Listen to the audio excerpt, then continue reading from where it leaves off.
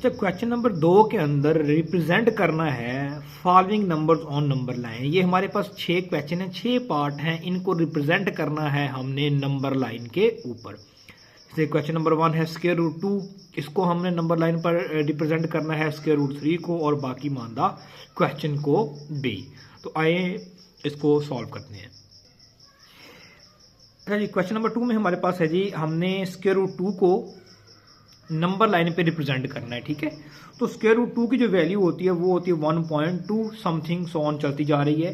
तो हमने सबसे पहले नंबर लाइन ड्रा कर ली। ठीक है, यहाँ हमारे पास 0 है, यहाँ पर 1 वैल्यू है, यहाँ पर 2 वैल्यू है, यहाँ पर हमारे पास 3 वैल्यू है, आगे वैल्यूज प्लस वाली चलती जा रही हैं इस तरफ। ठीक है, और इस तरफ माइनस नेगेटिव वाली वैल्यू होती है, -1 होगा, -2 होगा, ऐसे ही सो ऑन चलता जा रहा है। नंबर लाइन पे अनगिनत नंबर्स होते हैं।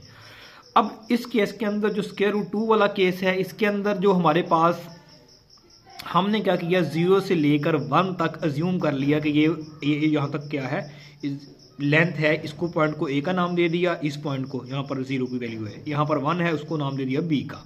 ठीक है, तो ए से बी तक ये 1 यूनिट वैल्यू है, और हमने 1 के ऊपर परपेंडिकुलर ड्रा किया। ठीक है, 90 डिग्री का परपेंडिकुलर ड्रा किया, इसकी वैल्यू भी हमने इसको 1 सेंटीमीटर तक स्केल से खींचा है। ठीक है, उसके बाद हमने इस पर पाइथागोरस थ्योरम अप्लाई कर दिया। ठीक है, वो हमारे पास होता है बेस का स्क्वायर प्लस परपेंडिकुलर का square is equal to hypotenuse का स्क्वायर। वैल्यूज पुट की तो हमारे पास एच की वैल्यू जो आ गई है स्क्वायर रूट 2। तो ये एच की वैल्यू क्या है, स्क्वायर रूट 2 है। अब इस जो 0 पॉइंट था इसको हमने सेंटर मान लेना है, हम लोगों ने प्रकार लेनी है, और इस पॉइंट से उसको यहाँ तक खोलना है। ठीक है, इस पॉइंट सी तक हम उसको खोलेंगे, ये वाला जो पॉइंट है, और ऐसे कट लगाएंगे तो कट यहाँ से गुजरेगा। जहाँ से वो कट इस नंबर लाइन को कट करेगा, तो जहाँ पर वो कट करेगा यहाँ पर, तो यहाँ पर हमने इस तरह से इसको ड्रा कर देना। यहाँ पर ये हमने रिप्रेजेंट कर दिया कि जो स्क्वायर रूट 2 की वैल्यू है वो यहाँ पर लाई कर रही है।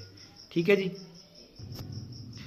इसके बाद क्वेश्चन नंबर 2, उसके अंदर हमने स्क्वायर रूट 3 की वैल्यू फाइंड करनी है, वो इक्वल होती है 1.7 की। जो हमने स्क्वायर रूट 2 के लिए काम किया सेम टू सेम वही काम इस पर भी वही करना है। ठीक है, अब जो वो पहले वाला क्वेश्चन वही रहा।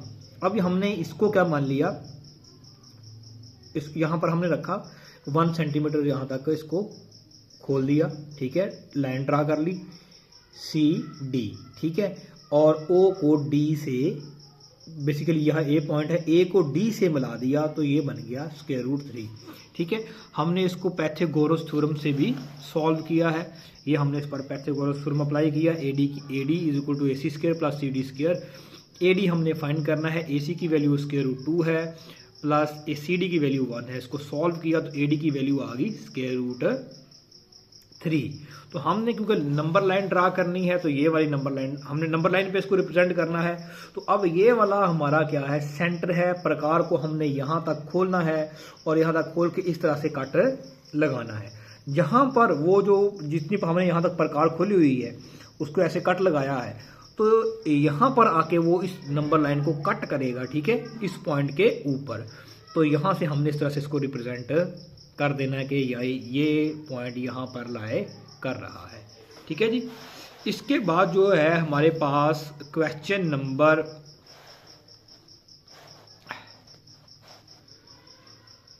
है जी 3, 4 सही 1/3। जो हम इसको जब इसको एवेल्युएट करते हैं तो इसकी वैल्यू होती है 4.3।